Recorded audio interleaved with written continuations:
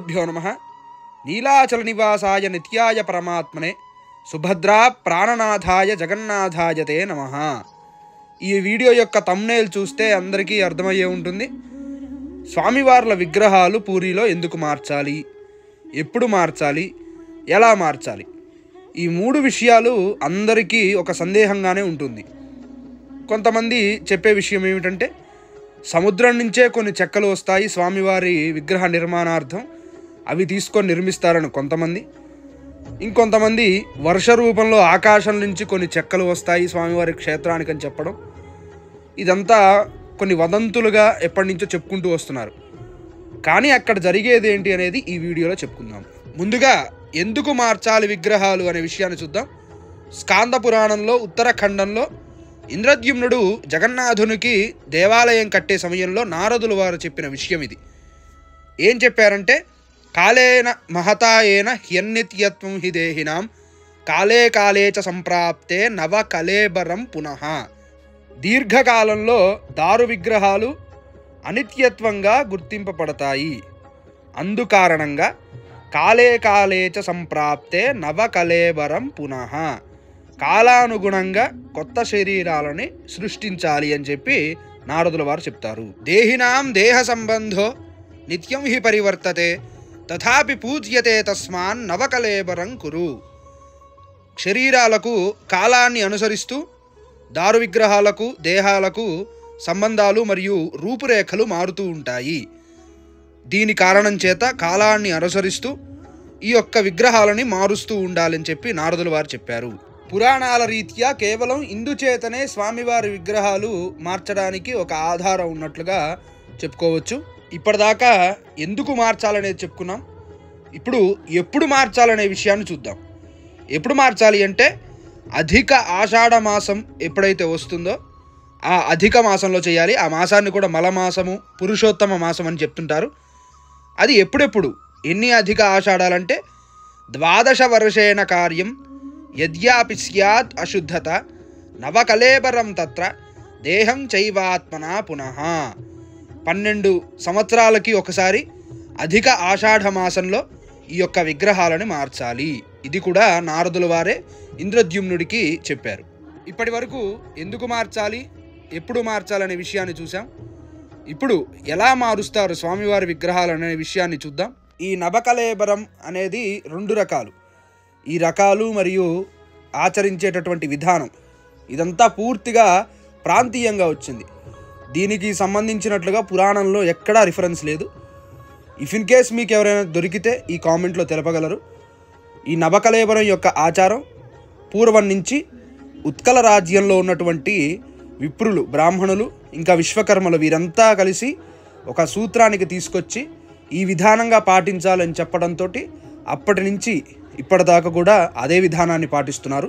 ఈ 2 ఆచారాలు ఏమిటి అంటే, సప్తాభరణము, శ్రీ అంగపిత.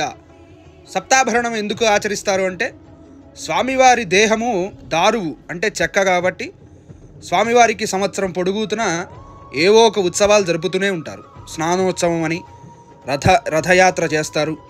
అంతేకాకుండా జ్యేష్ఠాపంచక వ్రతాలు చేస్తారు. అంతేకాకుండా ఉయ్యాలలో పెట్టి స్వామివారిని ఊపుతూ ఉంటారు. ఇలా కొన్ని ఉత్సవాలు చేస్తూ ఉంటారు.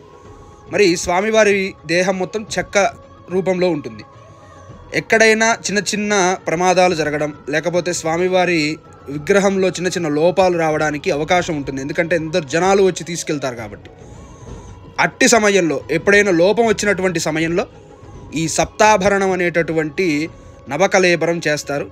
ఏదైతే విగ్రహం లోపం వచ్చినదో ఆ ఒక్క విగ్రహాన్ని మార్చడానికి ప్రయత్నించి కొన్ని ప్రాయశ్చిత్తాలు చేస్తారు. ఇది సప్తాభరణం. గత 500 సంవత్సరాలుగా ఈ యొక్క సప్తాభరణం నవకలేబరం అనేటటువంటిది ఎప్పుడూ చేయలేదు అని చెప్పి పూరి దేవస్థానం బోర్డు వారు తెలిపారు. ఇప్పటి వరకు చెప్పుకుంది సప్తాభరణ నవకలేబరం. ఇప్పుడు శ్రీ అంగపిత నవకలేబరం. ఇది నారదుల వారు చెప్పిన విషయం. ఏమిటి అంటే, 12 సంవత్సరాలకు ఒకసారి మార్చే విధానం ఇది. దీనిలో ఎన్ని ప్రక్రియలు ఉంటాయి అంటే, ముందు మొట్టమొదటిగా ఆజ్ఞమల్ల స్వామివారి దగ్గరికి వెళ్ళి అందరూ కూడా ఆజ్ఞను తీసుకుంటారు. స్వామివారి దగ్గర నుంచి పర్మిషన్ తీసుకుంటారు. చిన్న ప్రక్రియలు చేస్తారు. చేసుకొని కేవలం బ్రాహ్మణులు ఇంకా విశ్వకర్మలు వీరి వరకు మాత్రమే పూజలో పాల్గొని స్వామివారి దగ్గర నుంచి ఆజ్ఞ తీసుకొని యాత్ర మొదలుపెట్టడం జరుగుతుంది. ఈ యాత్రలో పాల్గొనే వారిని బాణాజగయాత్రి అంటారు. స్వామివారి ఆజ్ఞ తీసుకున్న తర్వాత పూరీ క్షేత్రానికి దగ్గరలో ఉన్నటువంటి అడుగులకు వెళ్తారు. అందరూ కూడా వెళ్ళిన తర్వాత అక్కడున్న వృక్షాలకి స్వామివారి చిహ్నాలు ఉన్నాయో లేదో చూస్తారు. ఇక్కడ చిహ్నాలు అంటే సుదర్శన చక్రం యొక్క ఆకృతి అయినా ఉండాలి చెట్టు మీద, లేకపోతే శంఖం ఆకృతి అయినా ఉండాలి, లేకపోతే స్వామివార్ల ఆకృతి ఉన్నా కానీ స్వీకరిస్తారు అన్నట్లుగా చెప్తున్నారు.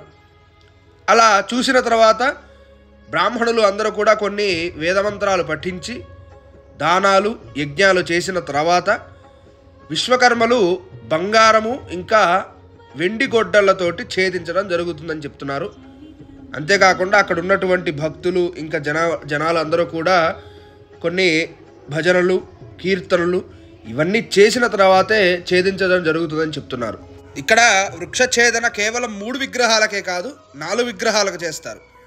జగన్నాథ సుభద్ర బలభద్రులకే కాకుండా సుదర్శనుడికి కూడా వృక్షఛేదన చేసి విగ్రహాలను తయారు చేస్తారు. ఈ దారువుల్ని సాగది అనే నామం కలిగిన ఎడ్ల బండిపై అడవుల నుంచి పూరీ క్షేత్రానికి తీసుకొస్తారు. పూరీ క్షేత్రంలో ఉన్నటువంటి కోయిల్ బైకుంఠ, మనం వైకుంఠ అని పిలుస్తారు, వాళ్ళు బైకుంఠ అంటారు. కోయిల్ బైకుంఠలో ఈ విగ్రహాలు ఉంచుతారు. ఆ దారువులను కోయిల్ బైకుంఠలో ఉంచి విశ్వకర్మ మహారాణా సేవకులు అనే వంశానికి చెందినటువంటి విశ్వకర్మలు కొంతమంది దైత్యుల పర్యవేక్షణలో ఈ యొక్క దారువులను విగ్రహ రూపంలోకి తీసుకురావడానికి ప్రయత్నిస్తారు. కోయిల్ బైకుంఠలోనే 11 రోజులు ఉంచి చెక్కిన తర్వాత జ్యేష్ఠ పౌర్ణమి రోజున స్వామివారికి స్నపన చేస్తారు. దేవాలయంలో ఉన్న పాత విగ్రహాలకి కోయిల్ వైకుంఠలో ఉన్న కొత్త విగ్రహాలకి రెండింటికి స్నపన చేస్తారు. ఎందుకంటే ఆ రోజున స్వామివారి జన్మదినం. దాని తర్వాత ఘట్టము అత్యంత రహస్యమైనది. దాన్నే బ్రహ్మ పరివర్తన్ అని వారు పిలుచుకుంటారు. ఏంటి అంటే పాత జగన్నాథ స్వామివారి దారువులో ఉన్నటువంటి బ్రహ్మ పదార్థాన్ని తీసి కొత్త దారువులోకి అమర్చేటటువంటి విధానం. ఏం చేస్తారు ఆ రోజునంటే, ఇది ఆషాఢ కృష్ణ చతుర్దశి రోజు రాత్రి సమయంలో పూరీ క్షేత్రంలో ఉన్నటువంటి జనాలందరినీ వెళ్ళిపోమంటారు. ఆ రోజు రాత్రి కరెంటు తీసేస్తారు, లైట్లు ఉండవు, ఏమీ ఉండకుండా కేవలం ఒక్క కాకడ వెలుగులోనే స్వామివారి బ్రహ్మ పదార్థాన్ని తీసి కొత్త దారువుల్లోకి అమర్చడం జరుగుతుంది. ఇది ఎవరూ కూడా చూడలేనటువంటి ఘట్టం. కేవలం ఒక 10 మంది మాత్రమే అక్కడ ఉంది, ఒక 2-3 సిబ్బంది, మిగతా మొత్తం విశ్వకర్మలు బ్రాహ్మణులు ఉండి చేసేటటువంటి ఘట్టం ఇది.